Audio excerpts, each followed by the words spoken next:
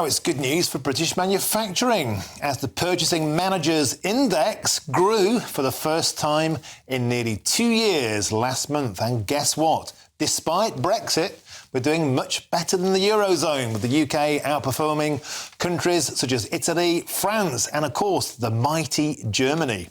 Well, joining me now to discuss this is Liam Halligan, GB News' Economics and Business Editor with On the Money.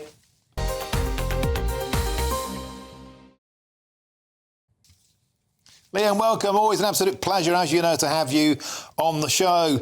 Bloomin' Brexit. We're actually doing quite well, aren't we?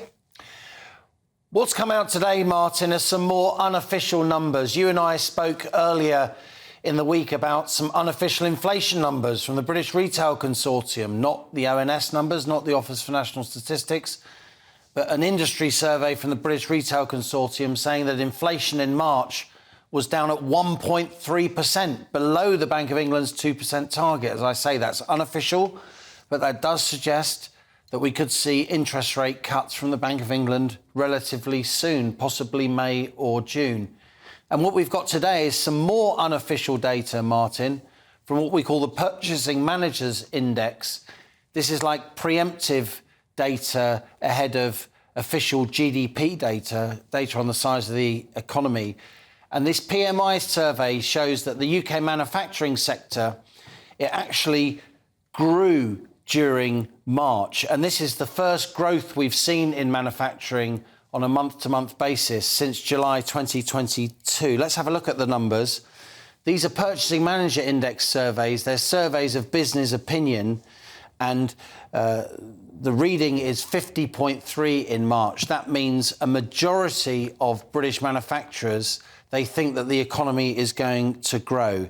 Readings above 50 indicate growth. That's up from 47.5% in February. So that's a big monthly increase from 47.5 to 50.3 on that industry survey reading.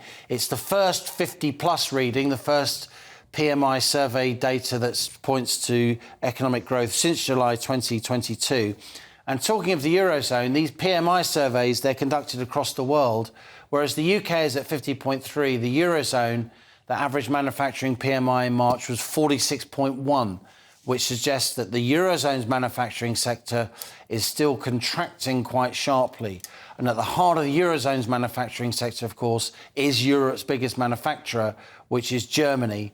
And the German economy, very reliant on Russian energy, very reliant on demand from China and other emerging markets, which have been relatively sluggish in recent months. Germany is still in recession, and that's the main reason why, on these numbers at least, the UK manufacturing sector outside the EU is for now doing better than the Eurozone's manufacturing sector within the EU. But of course, there are many, many other issues at play here. It's not at all just a Brexit story.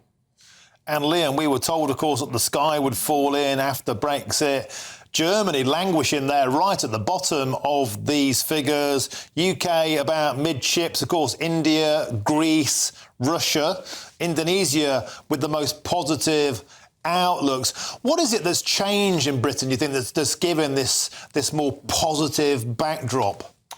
Well, clearly, price pressures are easing, Martin. I referred to that preliminary British Retail Consortium data for March, 1.3%, below the Bank of England's 2% inflation target. That's retail inflation. That's what shoppers experience when they go to the high street and they get online.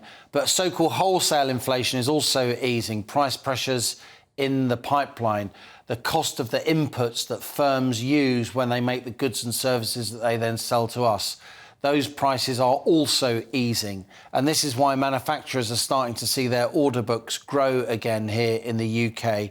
And you're starting to see some more demand, some improvement in business sentiment. Manufacturers actually taking on extra employees now. Manufacturers buying new capital equipment in order to try and expand their output. Look, we're by no means out of the woods at all. The UK economy is flat at best. Of course, we were in recession in the back end of last year. Let's not over-excite ourselves here. but it's clear that the UK economy is now showing some better numbers, not just in terms of inflation, with inflation easing, but also in terms of manufacturing, the heart of the economy, if you like. We are still a top 10 global manufacturer. Manufacturing is still about an eighth of our economy. It still employs hundreds of thousands of people across the UK. So it's a very, very important part of Great Britain PLC. And it's good to see, at least on these preliminary numbers, there's so much bad news around. These are some positive preliminary manufacturing numbers.